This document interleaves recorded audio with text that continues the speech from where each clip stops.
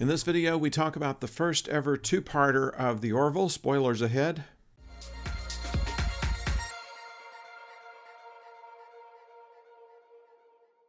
Hello out there, I'm the Oldest Nerd, and today we're going to talk about Identity, the first two-parter the Orville has ever done, and maybe one of the few in which it is not adaptive of something else. It appears to be an original work this time around, and while they have done some good jobs with shows that remind us of other Next Generation programs or original series programs, this appears to be very original. Now, Isaac's Race, which we have always thought in terms of being kind of Data-like, in which Data was an android that was with the human crew, trying to learn more about them, and in Data's case, trying to be more like them. And in Isaac's case, presumably sending regular reports back to his people to let them decide on whether they are a good match for joining the Galactic Union. And in doing so, Isaac has gotten involved with Dr. Finn, as you know, and has become rather close with her children. And when they are sitting down to announce that they're seeing each other to the children, which was no surprise to them, Isaac shuts down. The crew doesn't know what to do, and so, with the blessing of Admiral Halsey, they promise to try to find out whether Isaac's people will join the Union. They head for Isaac's planet. And upon getting there, we see for the first time the Orville landing.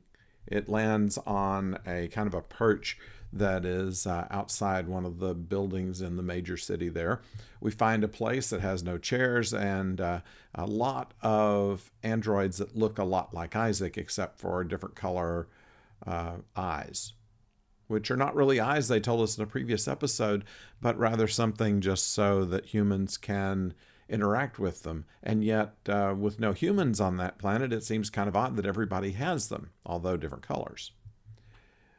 But what we find is that, and I did say spoilers, that Isaac's Race was actually built, and they destroyed their biological builders and have set up their own society in whatever they consider the way of perfection is.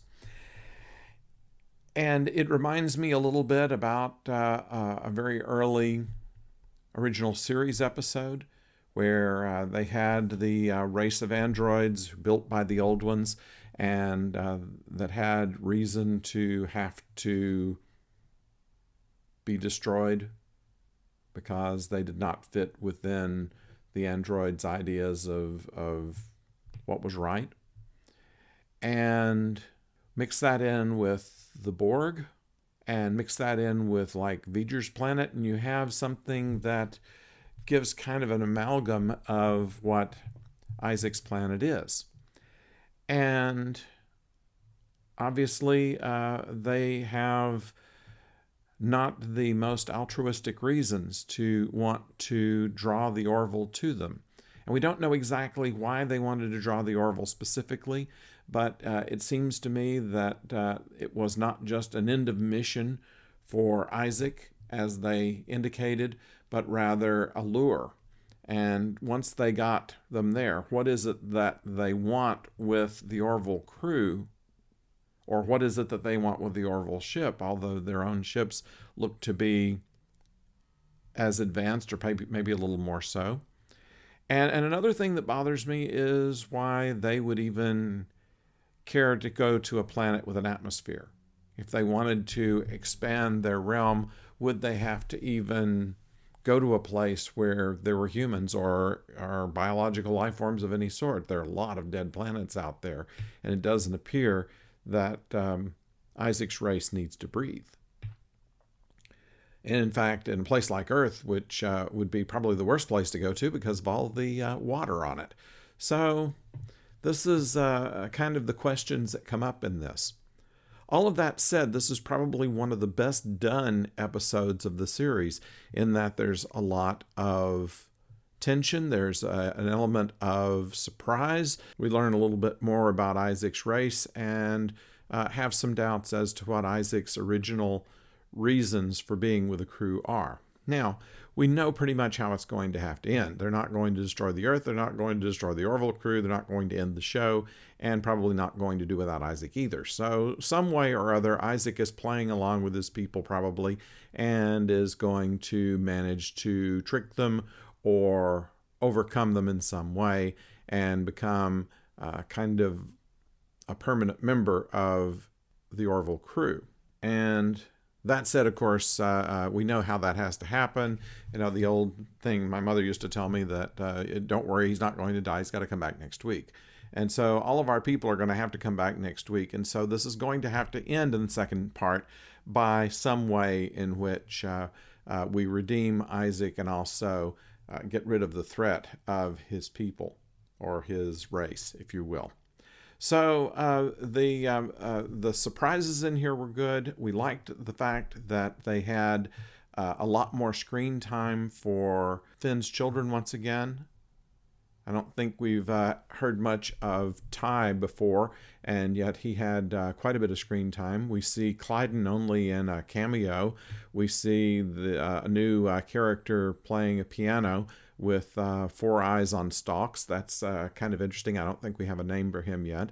Another opportunity for the whole crew to be together. That's something you never used to see much in, well, any show. Even now, you don't always see the whole crew gathered together. And this was a reasonable time, since the ship was in port, that they could all be in one place without having to worry about, flying the ship. So kind of interesting things there. It was tightly written. It was not predictable in any way, at least in this part of it. We had some good vignettes. I didn't realize Gordon was such a good singer. He may have been in one of the karaoke nights, but I don't remember it as such, and he's actually pretty good. So with all of that, we get kind of the slice of life that the Orville is famous for. We get some real suspense. We get a shocking twist. And we have a 2-parter, something to see how they're going to get us out. So I would give this episode of The Orville an A for originality, and certainly high marks for the story, generally speaking. It's a good one. I can't wait to see how it comes out. So, what do you think about it? Let me know in the comments, and don't forget to subscribe if you haven't subscribed already. Click the bell if you have not done that, so that you'll know when the next video comes your way. We're a little late with this one.